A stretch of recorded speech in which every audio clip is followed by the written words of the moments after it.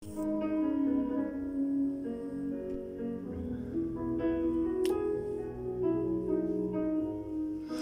ami, je te salue.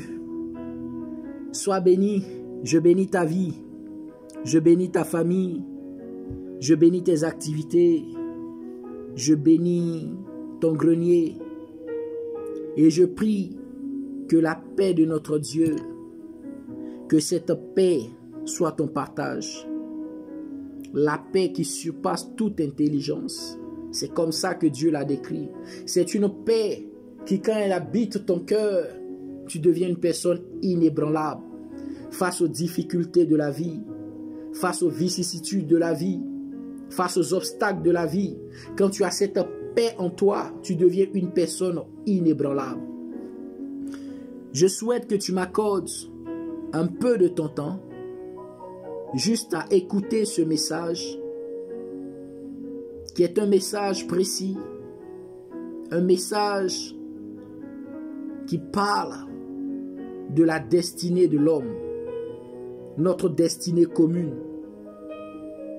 Je souhaite simplement partager avec toi l'histoire d'un peuple qui est bien connu dans ce monde, qui est le peuple d'Israël.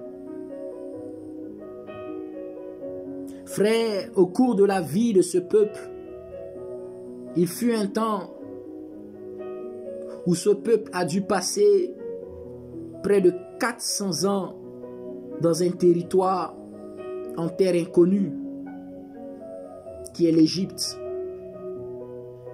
Ce peuple auparavant y est allé afin d'échapper à la famine qui frappait le territoire où il vivait dans le temps. Et ce peuple s'est rendu dans cette Égypte qui dans le temps était un très grand empire. On pourrait l'appeler les États-Unis de cette époque. C'était la terre d'opportunité. C'était une terre riche où il y avait de l'abondance. Donc ce peuple s'est levé en grand nombre et a dit: plutôt que de mourir de famine dans notre pays, allons à l'aventure en Égypte. Certainement que nous aurons la solution à notre problème et nous y survivrons. Et ce peuple y est allé en Égypte. Et laisse-moi te dire que les premières années, ça a été un boom.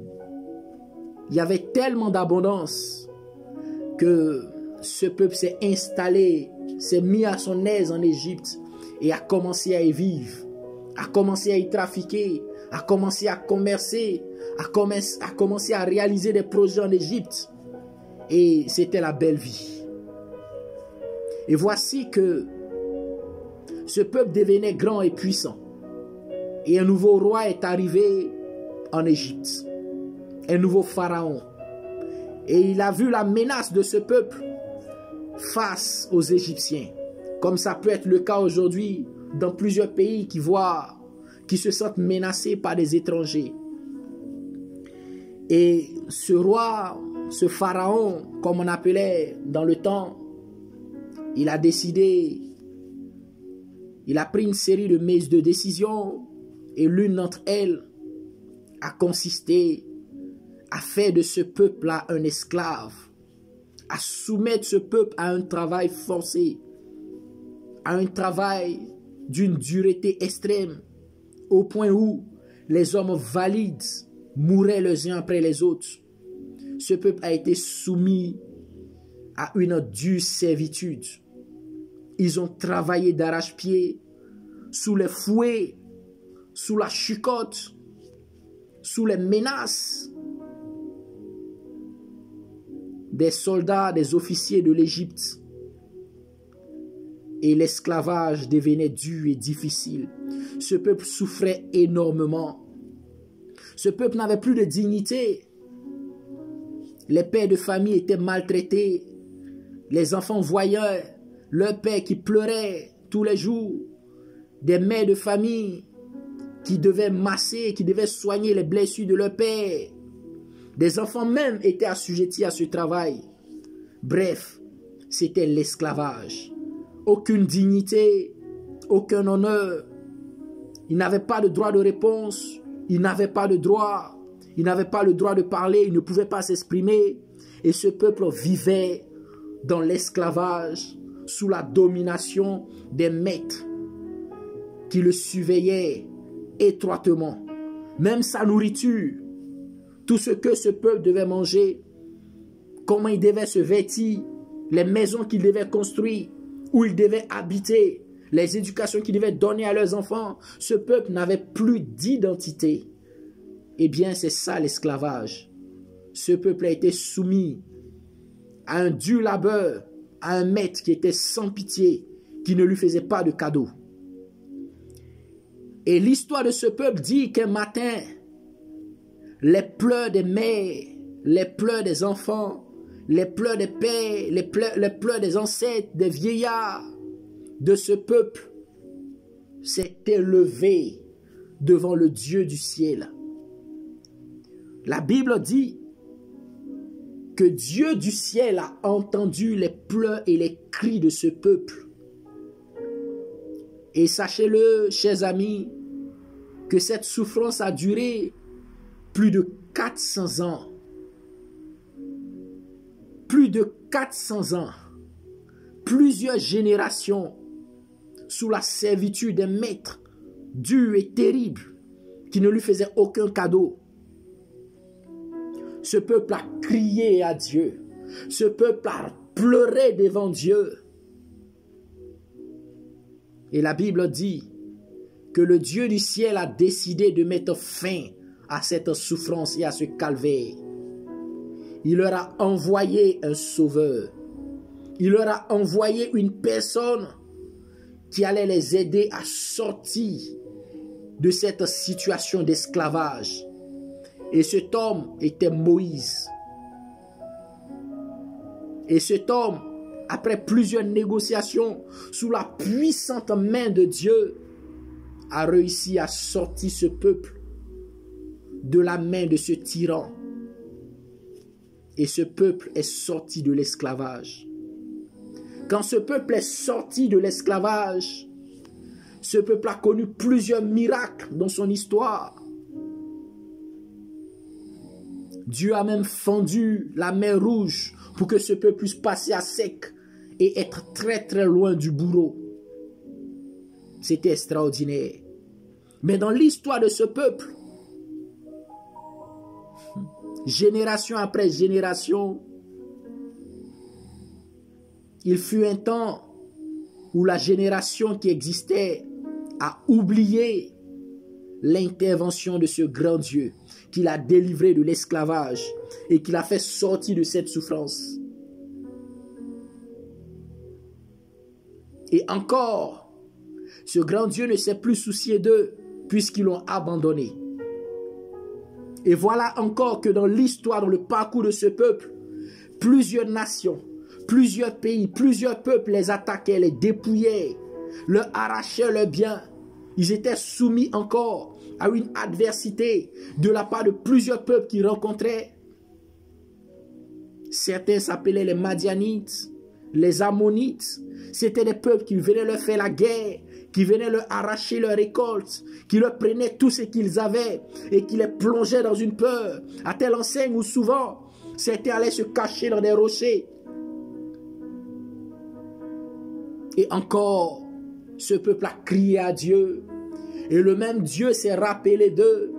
Et il a encore fait intervenir plusieurs hommes dans l'histoire de ce peuple qui les ont délivrés par la guerre, qui les ont délivrés par des batailles, par des interventions miraculeuses.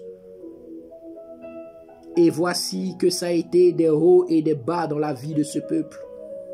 Des hauts et des bas dans la vie de ce peuple, qui tantôt se rappelait de ce grand Dieu qui l'a délivré, qui tantôt oubliait les actes héroïques de ce Dieu et tournait ses yeux vers d'autres dieux qu'ils rencontraient dans leur histoire, dans leur parcours.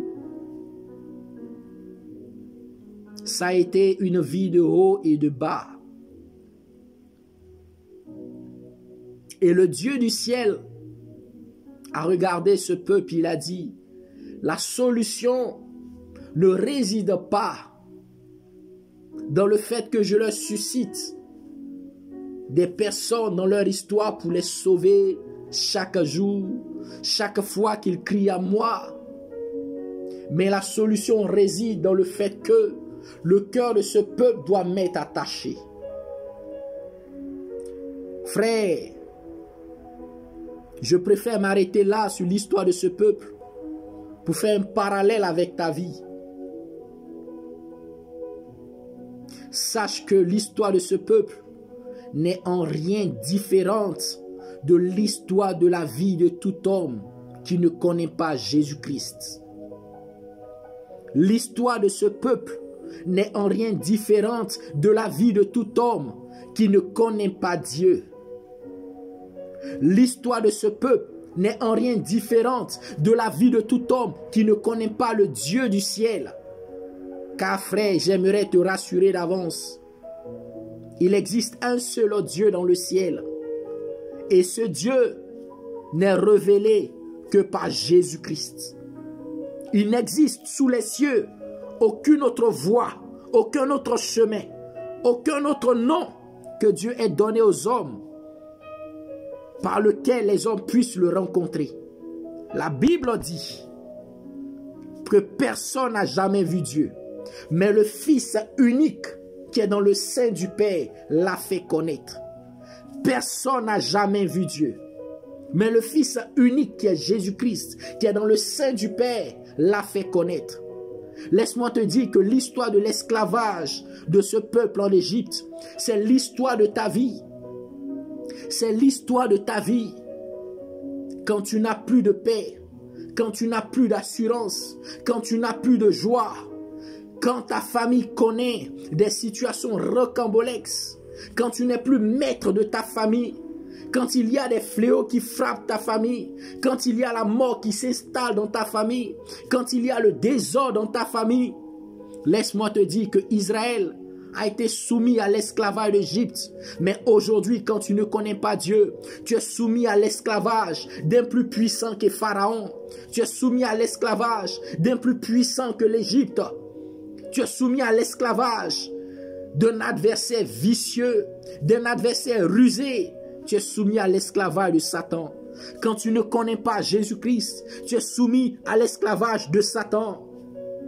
Et cet esclavage se manifeste de façon insidieuse. Laisse-moi te dire, il s'installe dans ta vie et il te retire la paix. Il s'installe dans ta vie et il te retire l'intelligence. Il s'installe dans ta vie et il te retire ta santé. Il s'installe dans ta vie et il te retire ta joie de vivre. Il s'installe dans ta vie et il te tourmente. Il s'installe dans ta vie et il te retire le sommeil de la nuit. Il te retire la tranquillité de la nuit. Il s'installe dans ta vie et il te retire ton bonheur. Il s'installe dans ta vie et il te retire ta joie de vivre. Il s'installe dans ta vie et il te fait croire qu'il n'existe pas de Dieu, que tu peux mener ta vie comme bon te semble. Mais quand tu mènes ta vie comme bon te semble, en cela il t'expose. Il t'expose à des ennemis qui peuvent intervenir dans ta vie à tout moment et te prendre ce que tu es en train de bâtir. Tu peux être en train de mener ta vie paisiblement avec ta petite famille, en ayant un travail confortable, et un matin, il va susciter un adversaire qui va se lever, se manifester par la sorcellerie et te voler ta paix.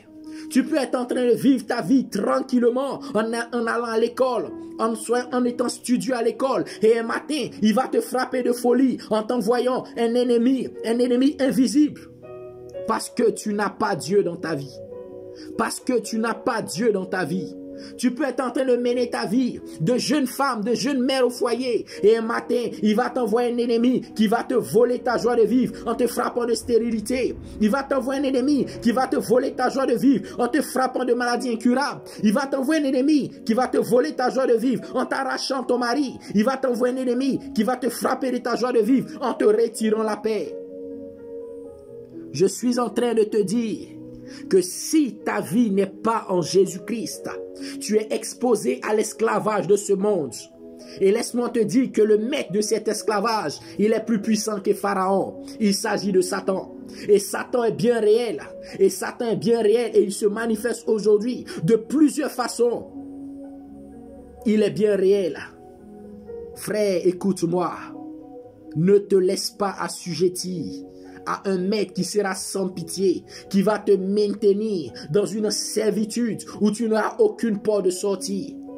Donne ta vie à Jésus-Christ. Si tu donnes ta vie à Jésus-Christ, tu seras réconcilié avec Dieu.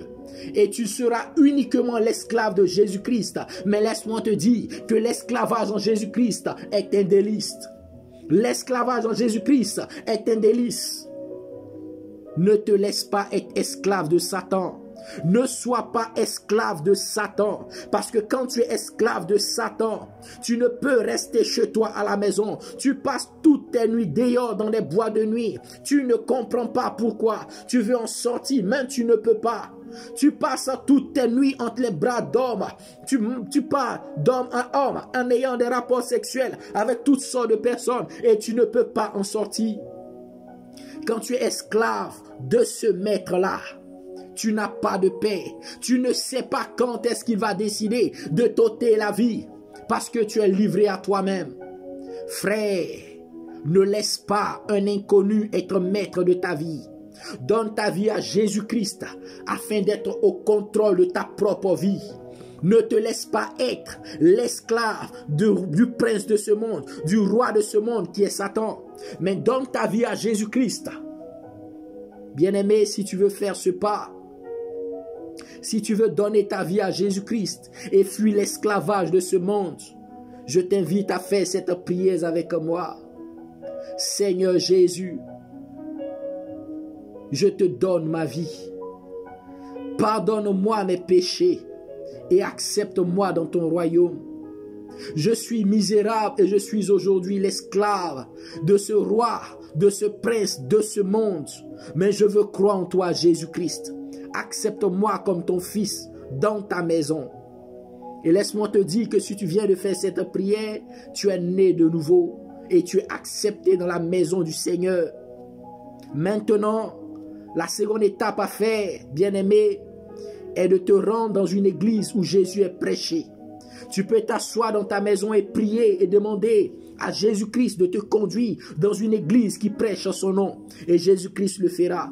Quand tu iras dans cette église, présente-toi au pasteur et dis-lui que tu as accepté le Seigneur Jésus-Christ et que tu souhaites te faire baptiser. Tu recevras le baptême qui est le signe de ton engagement d'une nouvelle vie devant Dieu, devant les anges et devant les démons et devant les hommes.